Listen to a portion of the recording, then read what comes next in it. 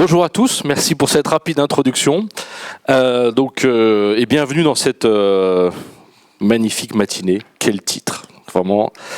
Et c'est bien qu'on soit tous ensemble réunis pour échanger sur ce sujet. Donc moi je suis Cyril Garcia et je suis, alors je vais pas dire aussi et surtout, mais je suis en charge pour le groupe Capgemini de tout ce qui est sustainability au sens large, c'est-à-dire diversité, inclusion et protection de l'environnement. On va y revenir bien sûr. Donc c'est pas une matinée comme les autres. On aura l'occasion d'y revenir par la matinée, mais on est convaincu que vous avez un rôle central dans ce qui se passe face à ce grand choc climatique et social, par votre responsabilité sur l'anticipation, la préservation des risques, mais aussi par ce qui se passe entre les industries. Nous, on est frappé dans ce monde de voir comment les acteurs de toutes les grandes industries, de l'auto, de la banque, de l'assurance, des utilities, sont de plus en plus amenés ou à collaborer ou à être concurrents. Ça, c'est le résultat de la transformation digitale, mais dans le monde de la bataille climatique, ça se passera également. Donc, quelques mots pour Capgemini, puisque nous, on a ce grand choc, on le reçoit profondément. Parce que le groupe, au-delà de Capgemini Invent, est un groupe de 350 000 personnes. Et c'est une anecdote d'Anne-Marie Cosien, quand elle nous a rejoint, elle me dit « Mais je suis frappé, on est une minorité de boomers chez Capgemini ». Effectivement, Anne-Marie, 80% de nos effectifs, de nos collègues, ont entre 25 ans et 35 ans. Donc ça veut dire quoi? Ça veut dire une exigence sociale forte, une exigence sur le terrain climatique très forte, au sens où nos comportements sont lus, analysés en tant que dirigeants, nos voyages. Donc il a fallu,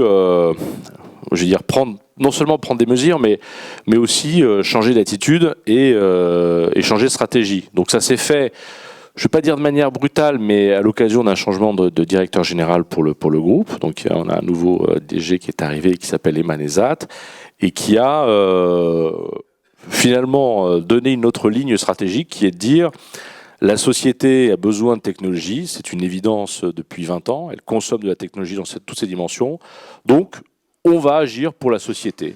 Puisque nous sommes un leader, cette petite start-up grenobloise née en 67, qui s'est toujours un peu cachée, doit contribuer à apporter des réponses pour la société. Et ça, c'est un tournant donc qui s'est produit juste avant la pandémie, pour dire on est au service de la société.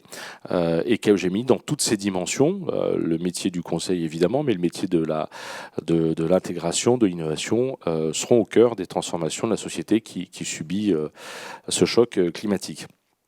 Alors, il faut après, une fois qu'on a dit ça, il faut trouver des réponses concrètes. Alors, on va, parce que j'ai pas beaucoup de temps, donc en présenter 5 fronts, 5 réponses. Évidemment, au fil des semaines, des mois, et notamment avec la pression positive de nos collaborateurs, tout ça évolue. Mais le premier terrain de jeu, c'est évidemment, il faut être exemplaire, essayer d'être exemplaire sur son propre modèle opérationnel, sur son organisation, sur tenir ses engagements sur la diversité, tenir ses engagements dans l'inclusion. Nous, on est en France, évidemment, le premier acteur, on est le premier recruteur sur le marché de l'emploi en France, mais en Inde, on est le deuxième recruteur d'ingénieurs. Donc, on est exposé, je rappelle, 350 000 collaborateurs dans le monde. Donc, l'inclusion digitale, ça veut dire des choses, ça veut dire former les jeunes dans les écoles, au-delà des processus traditionnels de recrutement. Et puis, donc, la sustainability, alors même si pour nous, c'est plus simple que Stellantis, les voyages, l'énergie renouvelable pour être net zéro en 2040. Donc ça, c'est une chose qui est importante.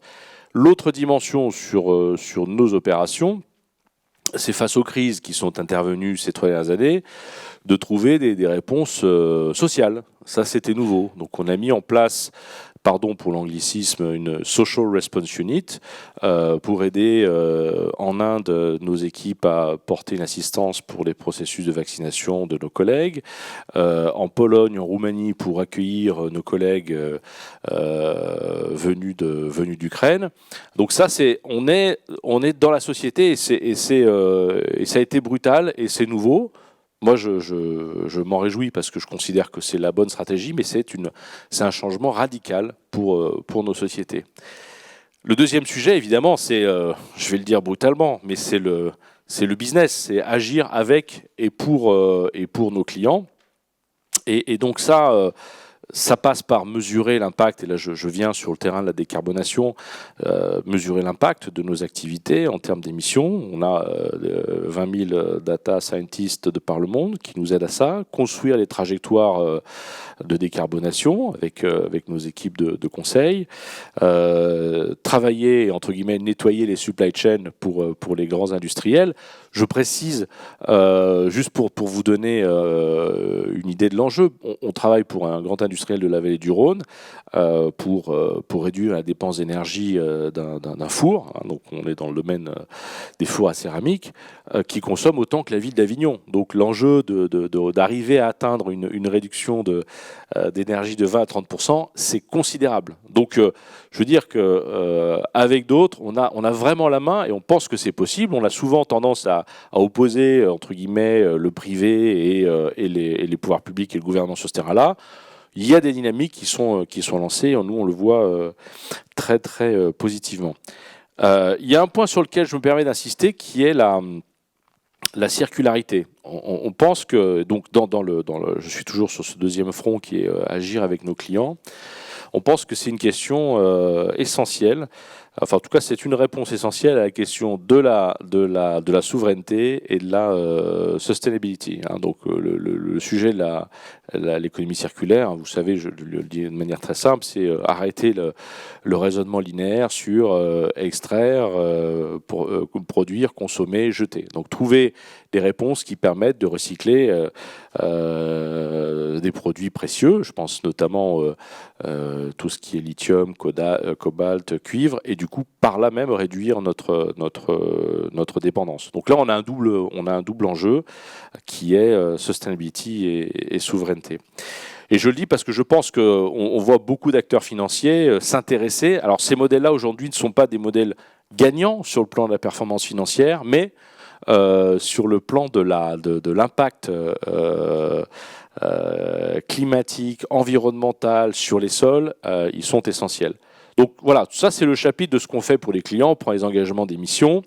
Et l'ambition que j'ai moi dans mon rôle, c'est de se dire, est-ce qu'on va pouvoir piloter autrement, arriver à sortir du terrain de la performance financière et comment progressivement installer cette idée qu'il faut être mobilisé sur la performance climatique, la performance de notre impact et la performance de notre action dans le domaine de la biodiversité.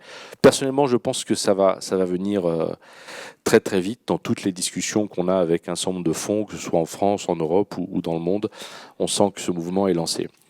Je le dis d'un mot, bonjour. On a, pour nous, je ne voudrais pas apparaître comme le nouveau convaincu et qui est touché par la grâce, mais on a fait une acquisition il y a 3 ans et demi, une société qui s'appelle Altran, qui est devenue Capgemini Engineering, qui est un acteur qui est au cœur de la transformation des produits. Qui intervient sur les avions, qui produit des voitures pour des grands constructeurs, donc qui est capable d'outsourcer, comme on dit, tous les processus de recherche et de R&D, de recherche et développement. Et on est au cœur de cette révolution du produit maintenant chez Capgemini, et que je vais résumer d'un mot, qui est, au moment de la définition d'un produit, penser la fin de son cycle de vie. Et penser la circularité. Et ça, pour nous, c'est une grande force parce que ça nous permet, on se situe dans le terrain de la conception, du think, et sur le terrain de la réalisation. et de faire des produits comme la voiture Ami, que je vous recommande, qui a été pensée, conçue sous le principe de la sobriété. Hein. C'est le grand terme de la rentrée. Voilà, concrètement, quand vous conduisez une Ami, j'espère que vous le ferez tous dans les mois qui viennent, vous agissez au nom de la sobriété. Donc voilà, deuxième volet, ce qu'on fait et ce qu'on fait pour nos clients est au cœur de tous les grands sujets de transformation de la société. Le troisième volet, c'est la technologie et les clean tech. Et là aussi, c'est un sujet qui est pour vous, je trouve, intéressant parce que, alors on va le dire un peu avec solennité, aujourd'hui on connaît les 50 à 55 technologies, les 55 clean tech, qui font que l'Europe et la France seront, ou peuvent être plutôt, net zéro en 2050. On les connaît, on peut les classer par niveau de maturité, on peut les classer par niveau par besoin en financement, par impact sectoriel sur le transport, sur la construction. Donc c'est là, c'est sur la table. La question maintenant, c'est d'orchestrer des feuilles de route. La question, c'est de financer, parce que les financements aujourd'hui qui drainent cette innovation sont finalement assez limités hein, par rapport à d'autres domaines. Donc nous, notre rôle, c'est non seulement d'évangéliser sur ces clean tech. On le fait avec un partenaire qui s'appelle Breakthrough Energy, qui est une fédération de fonds et d'organismes philanthropiques sponsorisé par Bill Gates et qui recense. Alors donc là on fait un travail, on va rendre un travail pour la France au début du mois d'octobre sur quelle pourrait être la feuille de route autour du développement des clean tech en France. Mais là aussi, on se dit, voilà, les technologies sont sur la table. Il faut maintenant se mettre en œuvre. Et c'est une affaire, effectivement, de partenariat avec le monde de la finance et puis aussi, évidemment, les gouvernements.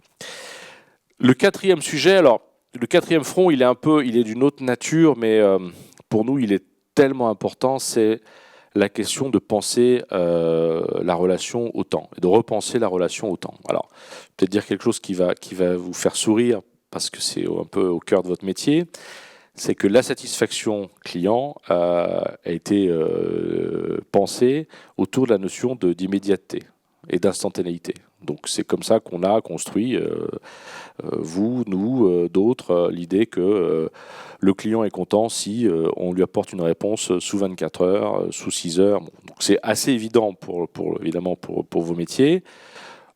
On pense que pour d'autres secteurs, c'est un principe, c'est un paradigme qui brûle la planète.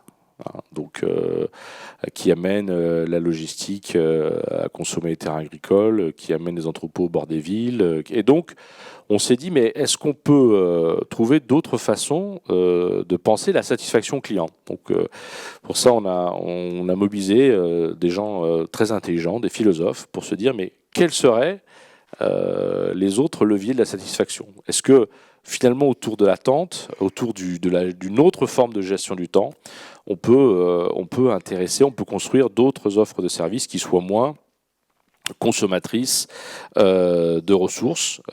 Donc on est dans cette réflexion qu'on teste avec un certain nombre de clients. On a une équipe en France qui est sur ces sujets. Et le cinquième front, donc, c'est, je dirais, ce mot qui est un peu galvaudé, mais la question de l'alliance et des écosystèmes. Si on est là ce matin, c'est qu'on pense on n'apportera pas des réponses tout seul, et donc il faut fonctionner en alliance, en écosystème. Alors nous, première chose pour Capgemini, on a mis fin à ce vieux principe kampfien, donc Serge Kampf, qui était le fondateur de la start-up Capgemini, qui consistait à dire non, mais on met pas d'argent dans les dispositifs dans lesquels on est minoritaire. Donc ça, c'était une règle de base de ce groupe et qu'on a mis à terre il y a 3 ans, en disant mais on doit rentrer dans les écosystèmes, on doit apprendre des autres, parce qu'on apporte de la technologie du conseil, être un effet d'entraînement. Donc on a investi dans le domaine, alors au plan européen, dans le domaine des gigafactories pour les batteries. Donc ça s'appelle l'Alliance européenne pour les batteries, dans cette dimension entre les utilities et l'auto. Ce projet Vercor avec Renault, avec Schneider.